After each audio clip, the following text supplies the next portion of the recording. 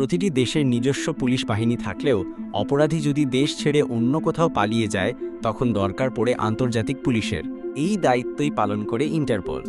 Interpol গঠিত হয়েছে যাতে বিশ্বজুড়ে পুলিশ বাহিনীর মধ্যে তথ্য বিনিময় সহজ হয় এবং একে অপরকে অপরাধ দমনে সহযোগিতা করতে পারে। এটি বিশ্বের দ্বিতীয় বৃহত্তম আন্তর্জাতিক সংস্থা জাতিসংঘের পরেই। ইন্টারপোলের প্রধান কার্যালয় ফ্রান্সের লিওনে। ইন্টারপোলের ইতিহাস প্রায় 100 বছরের। 1914 সালে প্রথম আন্তর্জাতিক পুলিশ কংগ্রেস হয় আর 1923 সালে অস্ট্রিয়ায় প্রতিষ্ঠিত হয় ইন্টারন্যাশনাল ক্রিমিনাল পুলিশ কমিশন। পরে 1956 সালে এর নাম হয় ইন্টারপোল।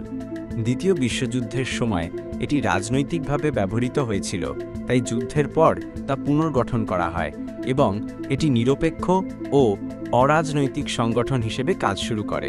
ইন্টারপোলের নিজস্ব কোনো পুলিশ নেই, তারা শুধুমাত্র তথ্য, প্রযুক্তি ও সমন্বয়ের মাধ্যমে সদস্য দেশগুলোর পুলিশকে সহায়তা করে। ফ্রান্সের সদর দপ্তর ছাড়াও সিঙ্গাপুর, আর্জেন্টিনা, কেনিয়া, ক্যামেরুন সহ বিভিন্ন দেশে অফিস আছে। 24 ঘন্টা সক্রিয় একটি গ্লোবাল কমান্ড সেন্টারও রয়েছে। প্রতিটি সদস্য দেশে ইন্টারপোলের একটি ন্যাশনাল সেন্ট্রাল ব্যুরো বা এনসিবি থাকে। বাংলাদেশে এটি সিআইডি এর অধীনে পরিচালিত হয়। ইন্টারপোলের ডাটাবেজে রয়েছে নিখোঁজ ব্যক্তি, চুরি হওয়া গাড়ি, জাল পাসপোর্ট এবং অস্ত্র পাচার সংক্রান্ত তথ্য। সদস্য দেশগুলো এসব তথ্য যে কোনো সময় ব্যবহার করতে পারে।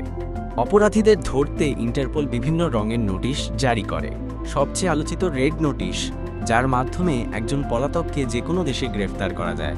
এছাড়া রয়েছে blue, green, yellow, black, purple ও অরেঞ্জ নোটিশ, যা বিভিন্ন ধরনের সতর্কবার্তা ও তথ্য সংগ্রহের কাজে ব্যবহৃত হয়।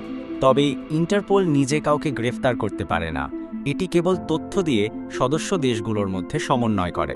সংস্থাটি কোনো রাজনৈতিক, সামরিক বা ধর্মীয় বিষয়ে কাজ করে না, যদিও কিছু দেশে এর অপব্যবহারের অভিযোগ আছে।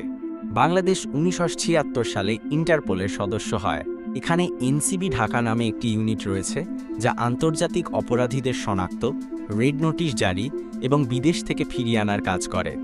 উদাহরণ হিসেবে বলা যায়, কেউ বাংলাদেশ থেকে অর্থ আত্মসাৎ করে বিদেশে পালিয়ে গেলে আদালতের নির্দেশে এনসিবি ঢাকা ইন্টারপোলের মাধ্যমে রেড নোটিশ জারি করতে পারে।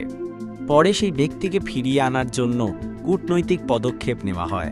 এখন পর্যন্ত 62 জন বাংলাদেশের নামে রেড নোটিশ জারি হয়েছে।